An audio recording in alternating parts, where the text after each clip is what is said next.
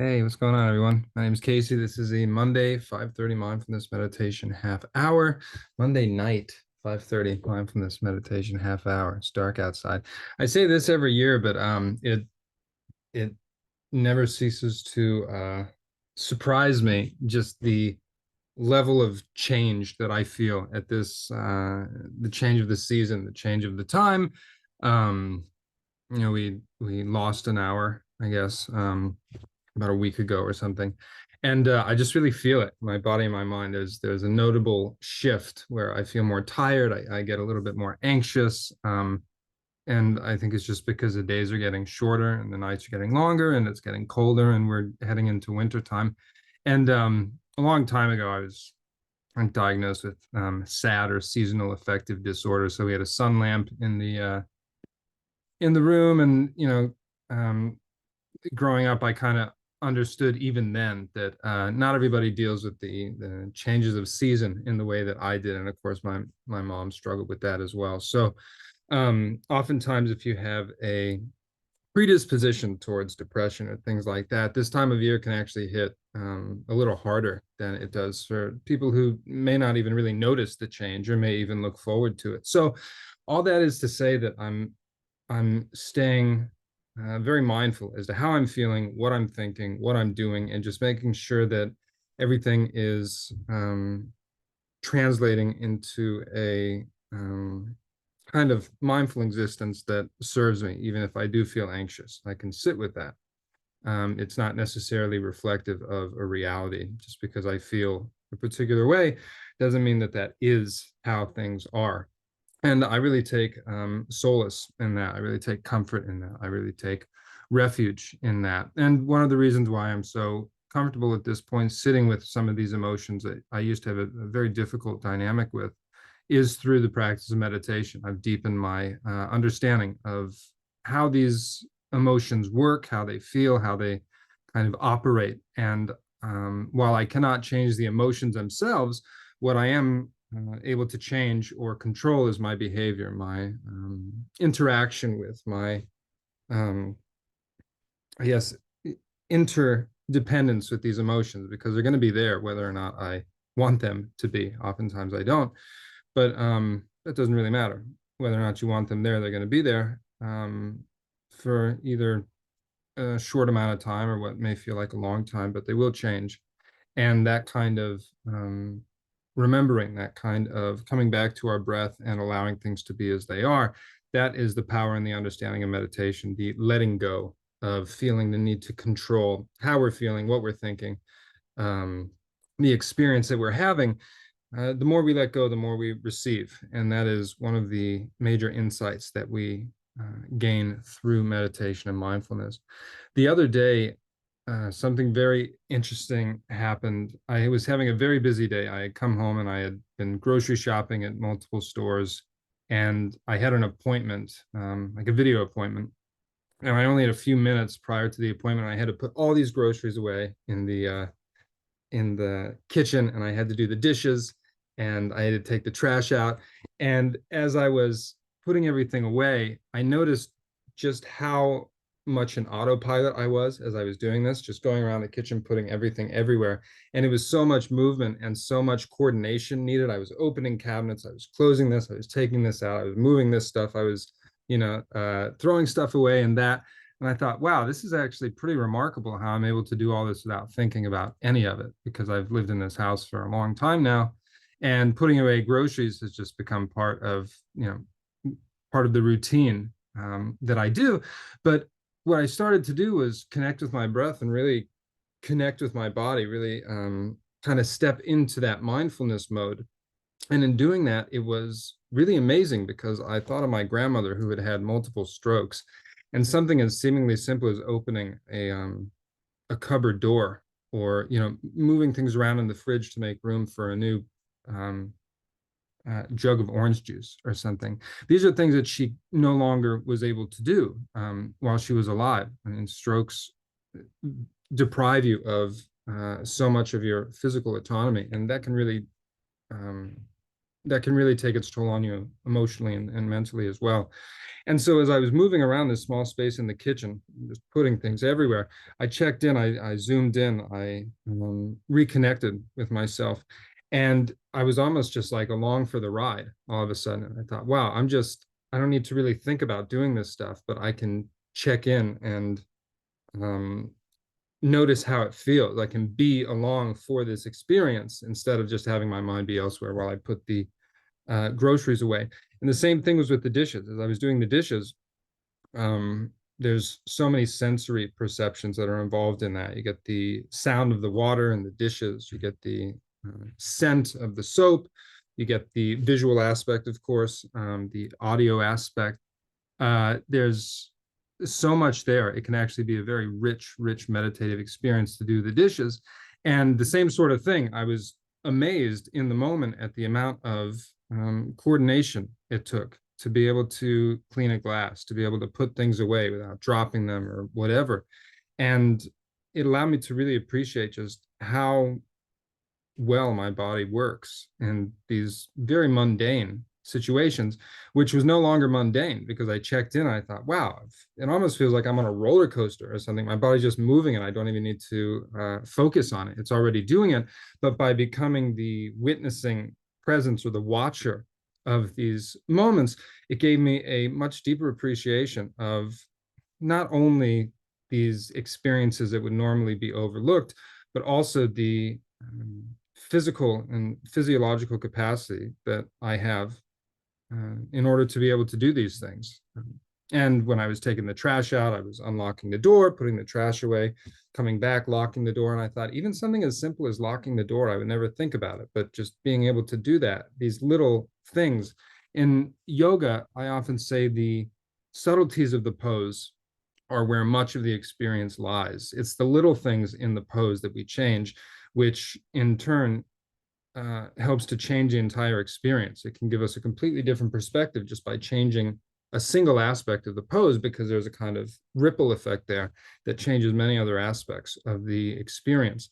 And just like that, just checking in, coming back to our breath, noticing what we're doing, where we are, how we're feeling, what we're thinking. These things are not something that many people do because it is a practice. And if we don't practice it, it often passes us by. All we ever experience is the present moment, whether we realize it or not. But if we are stuck in autopilot, if we're stuck in our head, if our mind is elsewhere in the past or the future, while our body is operating in autopilot in the present moment, we're missing a huge part of that experience. We're missing a huge part of the experiential, tangible part of the experience of being alive. And we really don't need to let that pass us by. One of the realizations I had as I was moving through these minutes, just kind of flying through prior to the appointment that I had, putting groceries away, doing the dishes, taking the garbage out. I thought the reason why I'm able to stay here and hold on to the mindfulness of these moments, the reason why I'm able to really be present as I move through at such a fast rate and just blast through uh, all of these errands or all of these chores. The reason that I'm able to do that is because I've practiced sitting in stillness so much. Because otherwise, I don't think I would have been able to keep up. My mind would have just kept going into the future or the past. I would have kept slipping into autopilot. Because how many times have we done the dishes? And how many times have we actually paid attention to us doing the dishes? It reminded me of a very common Zen saying, which is when you do the dishes, do the dishes. And Thich Nhat Hanh says, when we do the dishes, there's two ways to do it. The first is to do the dishes so that we have clean dishes. The second way is to just do the dishes. And that's what I thought of, because all of a sudden it wasn't about the end result. It wasn't about putting the groceries away and hurrying to the appointment. It wasn't about taking the garbage out so that I could do the next thing. All of a sudden, that was the thing that I was doing. I was there for that. And that was all that there was. And within that very seemingly subtle shift of consciousness, it was a completely different experience. It was new, something that I had been doing my entire life. The dishes. All of a sudden, it became new. The reason why I was able to practice in that way the reason that I was able to really notice and take in all of the different aspects of that experience, moment by moment, breath by breath, in real time, um, is because I've practiced sitting in mindful stillness. I've said before, the antidote to doing everything mindlessly is to do nothing mindfully. The solution to doing everything in autopilot, to doing everything mindlessly, is to sit still and look deeply into our experience, to sit still and do nothing, but do nothing intentionally and mindfully. Because if we can sit still and continue to come back to ourselves in that stillness, in that mindful stillness, with the breath or with a mantra or with a focal point of mindfulness there, that gives us the foundational tools that will eventually give us a capacity to stay present when it's much easier to slip into autopilot. And then all of a sudden, we have more access to becoming present during these situations, whether it's driving or dishes or groceries. Most of the time, we're in autopilot, and there's nothing wrong with autopilot. It would be exhausting if we had to think about every single thing that we had to do every moment of every day. We just wouldn't make it. Right? Autopilot serves a purpose. It's very practical, very helpful. But too much of anything is detrimental. And if autopilot is our default mode and we're unable to shift or step out of that mode of consciousness, or perhaps unconsciousness would be more accurate. If we're unable to access that mindfulness, then we're going to be missing huge, huge parts of our day-to-day life that could be much better utilized to deepening our practice, our understanding of ourselves and the experiences that we have. Again, moment by moment, breath by breath. So let's get that foundational practice here. Mindful stillness, take a comfortable seat. Shoulders roll up, back, and down. Spine is long. Take a few deep breaths, maybe in through your nose, out through your mouth. Start to feel your body settle into that mindful stillness.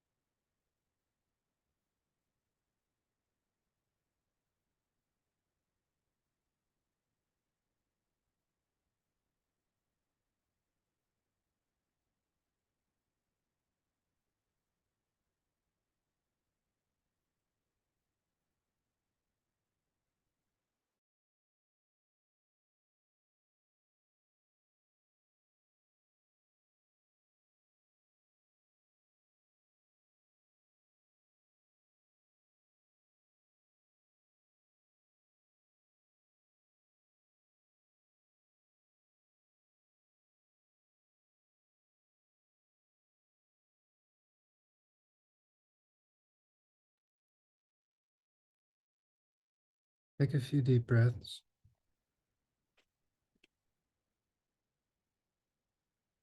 Whenever you're ready, gently blink your eyes open.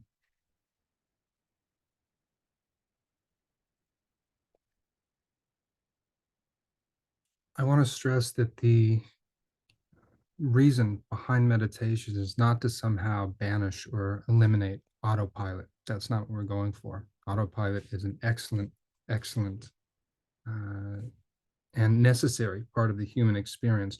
Our body essentially runs on autopilot for most of our lives, but that doesn't mean that we need to just let the entire experience of having a body pass us by. The reason why I reference the example of me putting the groceries away, doing the dishes, taking out the trash, these are mundane experiences that we do in autopilot. And while I was in autopilot on a physical level, I didn't really have to think about the movements or think about what I was doing, where I was putting things. By just checking into my breath, like coming back to myself, I was able to be a witness to that autopilot. So it's not one or the other. They're not mutually exclusive. We can actually use one to strengthen the other. Nothing wrong with autopilot, but if that is the only mode of consciousness that we know or can experience, we're missing out on a whole uh, different dimension of experiencing consciousness. So thank you for investing in that with me and sharing your practice, letting me share my practice with you. Talk to you soon. Thanks.